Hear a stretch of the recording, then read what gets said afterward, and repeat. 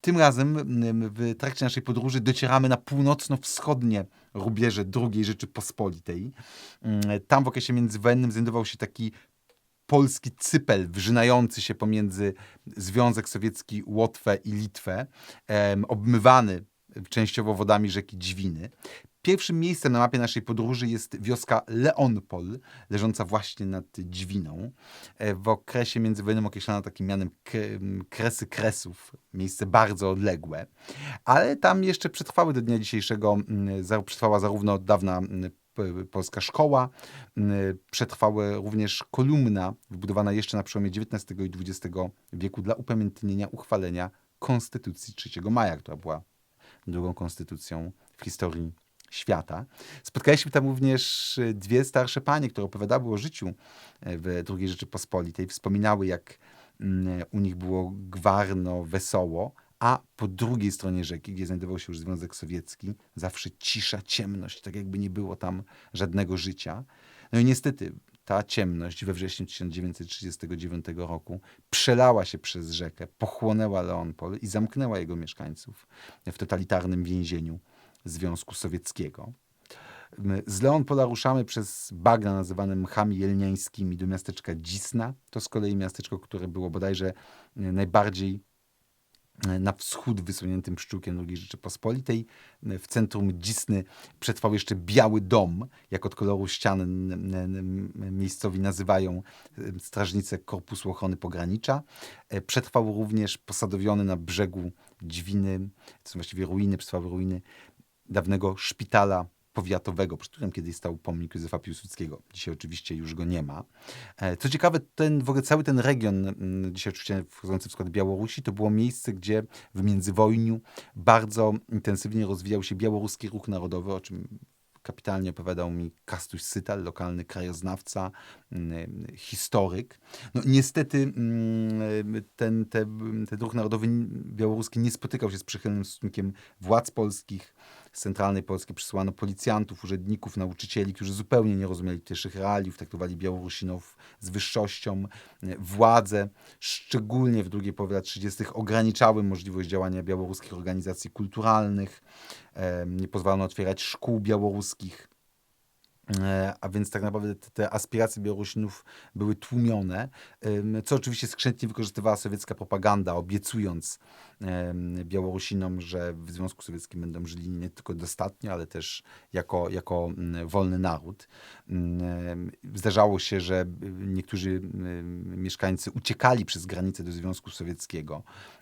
Zdarzało się, że po prostu uwierzyli w tą historię o wspaniałym kraju rad. Oczywiście słuch o nich zaginął. Prawdopodobnie albo zostali rozstrzelani, albo trafili do łagrów jako polscy szpiedzy. Także sowiecka propaganda pracowała, a z drugiej strony Polacy dolewali oliwy do ognia, po prostu nie potrafiąc uszanować i wspierać tych białoruskich aspiracji, próbując je tłumić. Z Dzisny podjechaliśmy jeszcze do miasteczka Miory na Pojezierzu Brasławskim, bardzo ładny region, mnóstwo jezior. No i tam dla mnie osobiście niezwykła historia, którą powiedział pan Witold, też tutaj nauczyciel, historyk, krajoznawca. Otóż pokazał mi kolekcję 200 kilkudziesięciu czarno-białych fotografii, na których znajduje się oficer Korpusu Ochrony Pogranicza oraz mnóstwo pięknych kobiet. Jak widać, pan oficer cieszył się wielkim powodzeniem, jak to mówiono, za mundurem panny sznurem. Te zdjęcia zostały odnalezione zupełnie przypadkowo w czasie remontu hotelu, który przetrwał jeszcze z czasów II Rzeczypospolitej. No i Witold przez wiele lat próbował ustalić tożsamość tego tajemniczego oficera. Dopiero w 2020 roku okazało się, że jest nim Edward Nabożny, faktycznie wcześniej oficer Korpusu Ochrony Pogranicza, potem aresztowany w 1941 roku przez Sowietów. Przed łagrami uratowała go amnestia, tak zwana Sikorski-Majski. On potem walczył jeszcze w trakcie II wojny światowej i przez Buenos Aires trafił do Stanów Zjednoczonych. Tych zdjęć nigdy nie odzyskał. A osobnym takim zapisem intymnej historii człowieka, który nadwątpliwie potrafił korzystać z życia, rzucał urok na kobiety i którego świat nagle gwałtownie się urwał w momencie, kiedy na tereny Polski wkroczyli Sowieci. Zresztą opowieść o II wojnie światowej na Białorusi to tak naprawdę też opowieść o hekatombie, o dramacie mieszkańców tamtych terenów. Nie tylko ze strony sowieckiej, ale również ze strony niemieckiej. Niemcy spalili na Białorusi około 5000 wiosek. Właściwie całościowa liczba ofiar jest trudna do ustalenia, ale Timothy Snyder w Skrwawionych ziemiach pisze o 2 milionów zabitych, z czego 320 000 to ofiary operacji odwetowych na partyzantach. Do tego doliczając sowieckie reportacje, ja pozwolę sobie zacytować właśnie tego Snydera. Do końca wojny zginęła lub została przemieszczona połowa ludności Białorusi. Nie stało się tak w żadnym innym kraju europejskim. Także Białorusini są narodem w dramatyczny sposób dotkniętym II wojną światową. Zresztą pani Luba opowiadała mi o tym, jak palono jej wioskę, pacyfikowano jej wioskę, jak zastrzelono jej ojca, jak ona sama trafiła do obozu koncentracyjnego pod Wilnem. I to jest jednostkowa opowieść, ale takich opowieści jest mnóstwo, więc po prostu Białorusini są narodem straszliwie doświadczonym II wojną światową i ta trauma cały czas w Białorusinach żyje. Natomiast po drugiej stronie Dźwiny znajdował się region, który należał w międzywojniu do Łotwy. Dzisiaj to też jest Łotwa, tak zwana Ładgalia, dawne Inflanty polskie. Tutaj znajduje się drugie największe miasto łotewskie, Daugavpils. Ładgalię zamieszkuje przeważająca większość, około 38 000 Polaków mieszkających dzisiaj na Łotwie. To też rejon zamieszkany przez Ładgalów, mających swoją własną tożsamość, trochę odrębną od tożsamości łotewskiej. To wreszcie rejon zamieszkany przez Rosjan, jest taki region bardzo wielokulturowy. Ja wędrując właśnie wzdłuż rzeki Dźwiny, ale właśnie po tej stronie już łotewskiej, czyli w Ładgali, spotkałem panią Nadjeżdę, urodzoną w 1915 roku, która wspominała jeszcze czasy, kiedy dopiero kończyła się w zasadzie jako dziecko pewne migawki, ale momenty, kiedy rodziła się łotewska niepodległość, także ona przeżyła ponad 100 lat, nigdy nie opuszczając swojej rodzinnej wioski.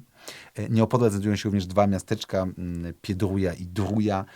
Kiedyś to było jeszcze do I wojny światowej jedno miasteczko, potem podzielone rzeką. Piedruja była po stronie łotewskiej, Druja z kolei po stronie polskiej. Dzisiaj Druja znajduje się na terytorium Białorusi. Oczywiście rzeki nikt nie przekracza, to jest granica pomiędzy Unią Europejską a autorytarną Białorusią rządzoną przez reżim prezydenta Łukaszenki.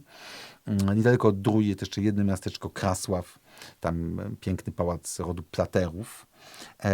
I myślę, że to jest bardzo ciekawe, że 7 stycznia 1920 roku Krasław został wyzwolony przez Polaków wspólnie z Łotyszami. Polacy w trakcie operacji wojskowej wyzwalali te rejony. No i co tym bardziej znamienne, pomimo że żyli tam Polacy, to jednak Piłsudski zdecydował się oddać te tereny Łotyszom po to, żeby nie tworzyć napięć. I być może z tego wynika, że Łotwa była chyba jedynym państwem w czasie w trakcie międzywojnia, z którym Polska nie miała konfliktów, sporów terytorialnych. Mieliśmy bardzo przyjazne relacje z Łotwą. To był taki rzeczywiście sojusz oparty na przyjaźni i na wspólnej historii walki z bolszewikami. Także Łotwa pokazuje, że narody Europy Środkowej mogą wspólnie, razem, jeżeli tylko się zjednoczą, przeciwstawić się rosyjskiemu imperializmowi.